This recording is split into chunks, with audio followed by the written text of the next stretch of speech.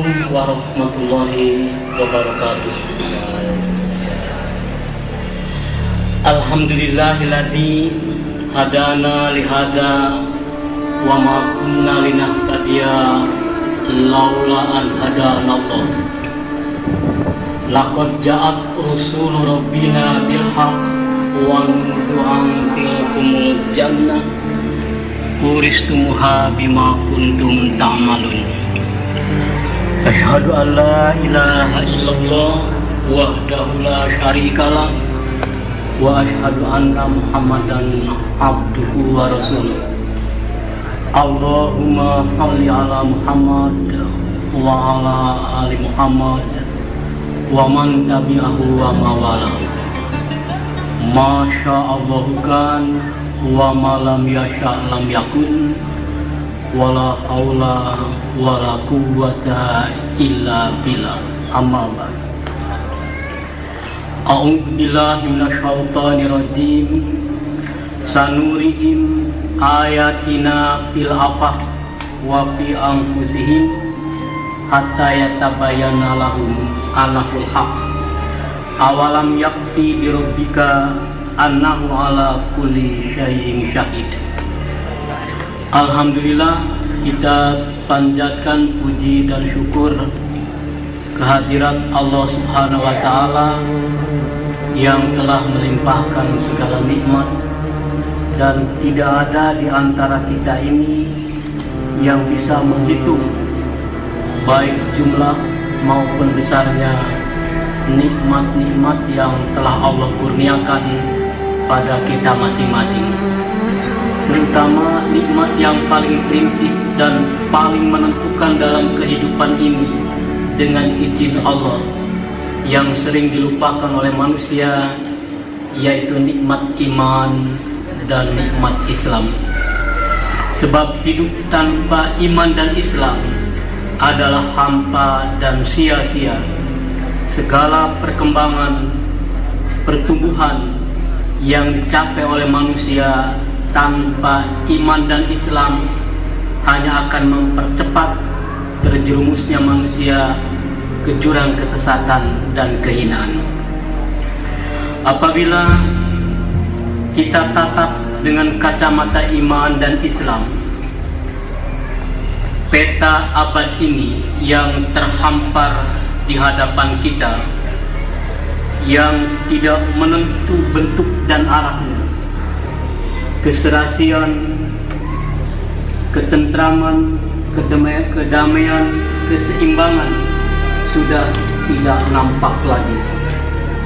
Yang nampak di permukaan adalah kecurigaan, permusuhan, peperangan, kriminalitas, dan kerusakan akhlak yang semakin merajalela. Ternyata dan terbukti bahwa sistem karya otoritas otak telah menjadikan hati manusia laksana padang pasir tandus dan gersang.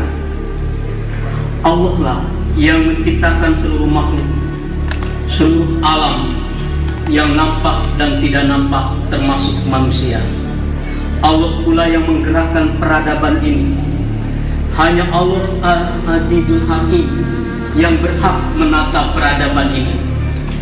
Allah menciptakan manusia dengan segala perlengkapan dan keperluannya, dan Allah pula yang menciptakan aturan-aturannya, yakni Al-Islam yang terbentang pada Al-Quran dan Sunnah Nabi Muhammad Rasulullah Sallallahu Alaihi Wasallam.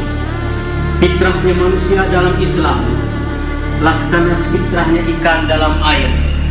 Manusia yang hidup di luar Islam laksana ikan yang hidup di luar air, menggelepar-gelepar. Oleh karena itu, peradaban ini hanya akan serasi, damai, tentram, perkembangan yang penuh barokah kalau ditata menurut pimpinan Allah dan Rasulnya.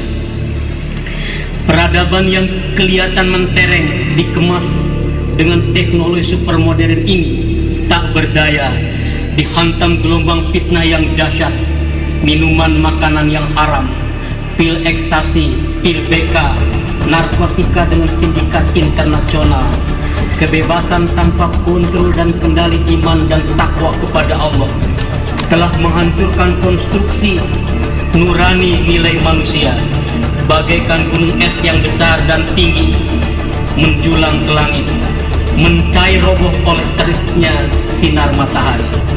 Hanya orang-orang mukmin yang bertakwa kepada Allah dan tetap berpegang teguh pada Al-Quran dan Sunnah yang akan selamat dari gelombang fitnah yang dahsyat ini, insya Allah.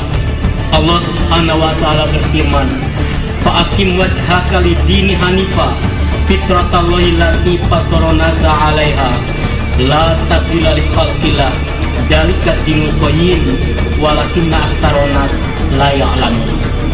Maka hadapkanlah dengan lurus wajahmu kepada dinullah al-Islam. Tetaplah atas fitrah itu. Tidak ada perubahan fitrah Allah. Itulah dinullah yang lurus. Tetapi kebanyakan manusia tidak mengetahuinya. Berdasar firman Allah Subhanahu wa Ta'ala dan sabda Rasulullah sallallahu alaihi wasallam serta fakta-fakta yang nampak dalam peta kehidupan bahwa abad ini adalah abad Islam. Hancurnya sistem komunisme dan tidak akan bangkit lagi walaupun didukung oleh sumber daya manusia yang canggih, teknologi super modern, dana yang berlimpah, dan insya Allah beberapa detik lagi dalam takaran sejarah kapitalisme juga akan tumbang secara otomatis, sebab kapitalisme membuat jurang yang sangat lebar dan sangat dalam antara si kaya dan si miskin. Kapitalisme membentuk manusia individualisme, egoisme, dan konfrontatif. Kapitalisme menciptakan rasialisme yang sangat tajam, merasa ras putih lebih unggul dari ras hitam. Yang lebih dahsyat dari kapitalisme ini telah melahirkan demoralisasi yang sangat mencengkam bagi kehidupan manusia ini. Semuanya ini akan menjadi bom waktu yang sewaktu-waktu akan meledak, menghancurkan konstruksi kapitalisme secara keseluruhannya. Menurut data harian Republika, 15 tahun terakhir perkembangan Islam di Eropa dan di Amerika mencapai kurang lebih 400%. Dan umumnya yang masuk Islam ini adalah para pakar dari berbagai disiplin ilmu. Sesudah mereka berpetualang dari macam-macam sistem dan teori kehidupan yang tidak pernah menikmati kedamaian dan ketentraman, malah sebaliknya kegelisahan dan kehampaan. Sekarang mereka merasakan kesejukan dan kenikmatan berteduh dalam Islam. Ini semuanya merupakan isyarat tentang kebangkitan Islam itu. Allah Subhanahu wa Ta'ala berfirman dalam surat Hamim As-Sajdah atau surat Fussilat ayat 53, "Sanurihim ayatina fil afaq wa fi anfusihim hatta yatabayyana lahum annahul haq awalam yakfi bi rabbika annahu ala kulli syai'in syahid." Kami akan memperlihatkan kepada mereka tanda-tanda kekuasaan Allah di segenap pupuk, di seluruh disiplin ilmu, di seluruh dinamika kehidupan ini, dan pada diri mereka sendiri, sehingga jelaslah bagi mereka bahwa Al-Quran itu mutlak benar. Dan apakah Allah Rabbimu tidak cukup bagimu? Sesungguhnya Allah menyaksikan segala sesuatu. Di dalam surat As-Saff ayat 9, "Waladzi arsala rasulahu bil huda wa dinil haq liyudhiru 'ala dini kullih walau karihal musyrikun." Dialah Allah yang telah mengutus Rasulnya dengan membawa petunjuk dan din yang benar, agar Allah memenangkan di atas segala agama meskipun orang musyrik membencinya. Ini merupakan momentum yang akan berlalu, agar disyukuri dengan meningkatkan kualitas iman dan takwa kepada Allah, memperluas wawasan, mengadakan evaluasi dan introspeksi total atas perjalanan dan perjuangan selama ini. Keadaan muslimin atau peta muslimin. Namun dalam situasi cerah segar seperti ini, nasib muslimin sangat memprihatinkan. Tubuh muslimin terkoyak-koyak oleh kepentingan ambisi politik masing-masing. Dalam kondisi seperti ini, kaum muslimin senantiasa menjadi objek musuh-musuh Allah kafirin dan musyrikin.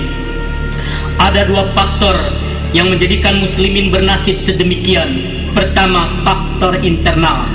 Setelah Muawiyah bin Abu Sufyan merubah khilafah menjadi mulkan, terjadi multi krisis.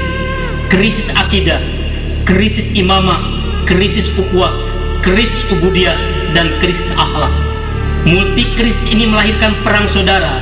Sesama muslim saling menghalalkan darah berabad-abad lamanya antara dinasti Umayyah, dinasti Abbasiyah, dan dinasti Utsmani Turki saling berebut kekuasaan. Tubuh muslim menjadi lumpuh total. Paus Urbanus II, kondisi muslimin seperti ini dijadikan momentum untuk melancarkan perang salib selama 200 tahun, dan muslimin kalah. Kekalahan muslimin ada 3 faktor besar. Pertama, muslimin sudah tidak konsekuen lagi terhadap Al-Quran dan Sunnah. Al-Quran dan Sunnah diaduk dengan filsafat Yunani dan hukum Romawi menjadi abu-abu, tidak mukhlisina lahuddin lagi. Yang kedua, khilafah dirubah menjadi mulkan. Yang ketiga, perang saudara. Kedua, faktor eksternal. Setelah muslimin kalah, peta dunia Islam oleh Paus dibagi-bagi seperti kue lapis. Aljazair dikasihkan kepada Perancis, Libya dikasihkan kepada Italia, Mesir dikasihkan kepada Inggris, dan Indonesia dikasihkan kepada Belanda, dan seterusnya. Selama muslim dijajah imperialisme barat, bukan hanya keringat, darah, harta yang dikuras, tetapi akidah muslimin pun dikuras dengan setiap saat dicekoki budaya barat, pergaulan, pakaian, pendidikan, sampai pada sistem perjuangan mengikuti barat. Tanpa daya saring iman dan Islam, muslimin menelan mentah-mentah sistem pola perjuangan model barat. Islam diterapkan pada sistem barat. Lahir ormas, orpol, dan teori negara Islam. Akibatnya, kaum muslimin semakin berantakan, terjebak strategi barat, divide et impera, pecah belahkan, pertentangkan, dan hancurkan. Ada sebagian besar muslim berpendapat bahwa dengan menegakkan Islam melewati ormas, orpol, dan negara Islam itu, berpegang teguh kepada hadis Rasulullah SAW, antum a'lamu bi umuri dunyakum, kamu lebih tahu tentang dunia kamu. Asbabul wurud hadis ini ialah tentang perkawinan korma, bagaimana supaya korma itu subur dan besar-besar. Jadi tidak ada kaitannya dengan akidah, ini masalah teknologi saja. Boleh membuat pabrik sabun, membuat kapal terbang, membuat kereta api, alat-alat telekomunikasi, tidak ada masalah. Sebab teknologi pada hakikatnya induknya adalah Islam. Teknologi lahir dari kandungan Islam. Tapi kalau sudah sistem, itu sudah akidah. Dan Allah telah menyiapkan sistem yang terbaik, yang paling unggul, paling canggih bagi kepentingan muslimin dalam kehidupan dan perjuangannya, yaitu khilafah alam haji nubuwah atau jamaah imamah, yang mengemukakan Madinah sebagai negara Islam yang ideal. Itu bukan Islam, tapi adalah seorang orientalis bangsa Inggris bernama Montewarewot. Jadi yang mengatakan Madinah sebagai negara Islam itu adalah seorang orientalis barat bangsa Inggris yang bernama Montewarewot, bukan lahir dari kandungan Islam. Kalau Madinah itu disebut sebagai negara, harus ada 3 buktinya. Pertama, harus meninggalkan arsip-arsip kenegaraan. Setiap negara, Babilonia saja, Mesir kuno, Sparta, Yunani, Athena, Persia, Romawi itu ada arsip kenegaraan, apalagi Madinah. Tapi Madinah tidak ada arsip kenegaraan karena bukan negara Islam. Yang kedua, harus ada teritorial, batas-batas kenegaraan. Madinah tidak ada. Yang ketiga, pimpinannya harus raja atau kaisar. Madinah adalah pimpinannya Nabi Muhammad Rasulullah SAW. Rasulullah bersabda, aku bukan raja, aku hamba dan utusan Allah. Saudara-saudara, oleh karena itu Madinah adalah masyarakat wahyu Allah yang dipimpin langsung oleh Nabi Muhammad Rasulullah SAW, bukan negara Islam. Khilafah alamin haji nubuwah sebagai solusi krisis umat.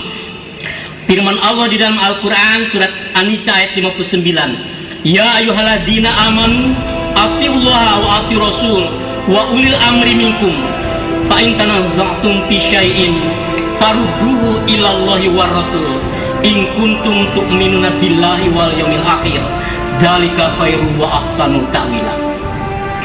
Wahai sekalian orang yang telah beriman, taatlah kamu kepada Allah, taatlah kamu kepada Rasulullah, dan taatlah kamu kepada ulil amri di antara kamu. Jika terdapat perbedaan dalam memahami dan menerapkan Islam, persepsinya berbeda, maka kembalikan kepada Allah dan Rasulnya.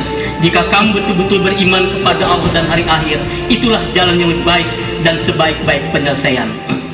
Satu-satunya jalan perbaikan keadaan muslimin secara keseluruhannya adalah kembalinya kaum muslimin secara mutlak kepada pimpinan Allah dan Rasulnya dengan penuh keimanan dan keikhlasan.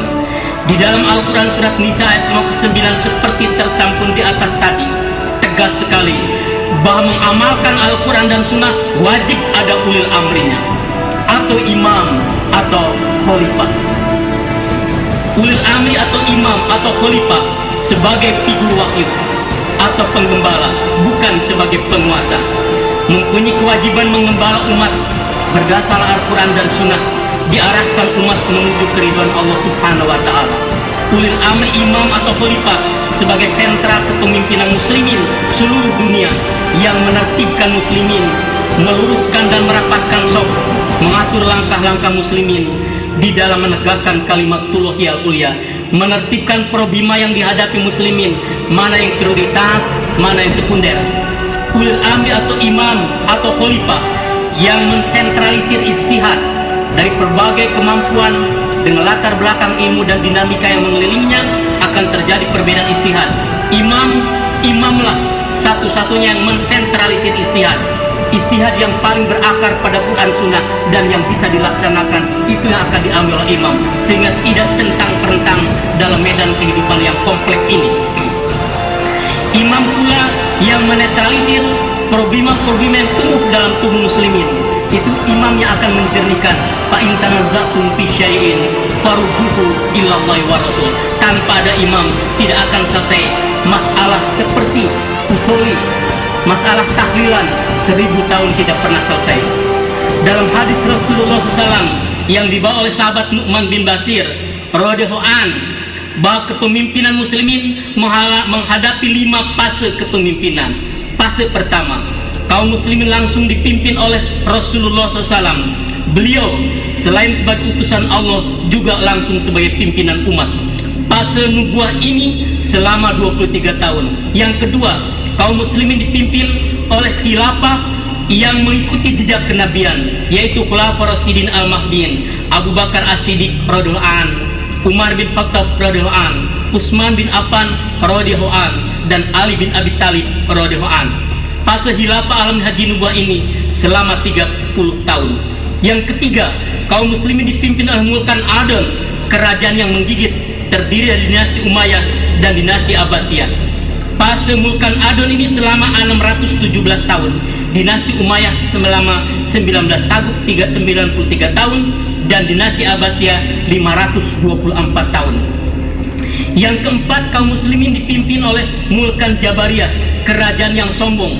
Fase Mulkan Jabariyah ini selama 678 tahun, dimulai oleh Sultan Utsman bin At-Taghraq 1290 Masehi sampai 1326 Masehi, dan diakhiri oleh Sultan Muhammad keempat 1918 Masehi sampai 1923 Masehi. Yang kelima, kaum muslimin kembali akan dipimpin oleh khilafah alamin haji nubuah, khilafah yang mengikuti jejak kenabian. Berdasar hadis ini, insya Allah abad ini adalah abad khilafah alamin haji nubuah. Dalam sebuah hadis Rasulullah SAW yang muktabar, seluruh perawi hadis memuatnya, Ahmad, Bukhari, Muslim, Tirmidzi, Nasai, Abu Daud, dan Ibnu Majah. Hudzaifah bin Yaman radhiyallahu an berdialog dengan Rasulullah SAW antara lain, aku bertanya, apakah sesudah kebaikan itu akan ada lagi keburukan? Rasulullah menjawab, ya, yaitu adanya penyeru-penyeru yang mengajak ke pintu jahanam. Barang siapa mengikuti jejak mereka, maka mereka akan melemparkannya ke dalam jahanam itu. Aku bertanya, ya Rasulullah, tunjukkan sifat-sifat mereka kepada kami. Rasulullah menjawab, mereka itu dari kulit-kulit kita dan berbicara menurut lidah-lidah kita. Aku bertanya, apa yang engkau perintahkan kepadaku jika aku berada dalam situasi seperti itu? Rasulullah memerintahkan, talzamu jama'atal muslimina wa imamahum.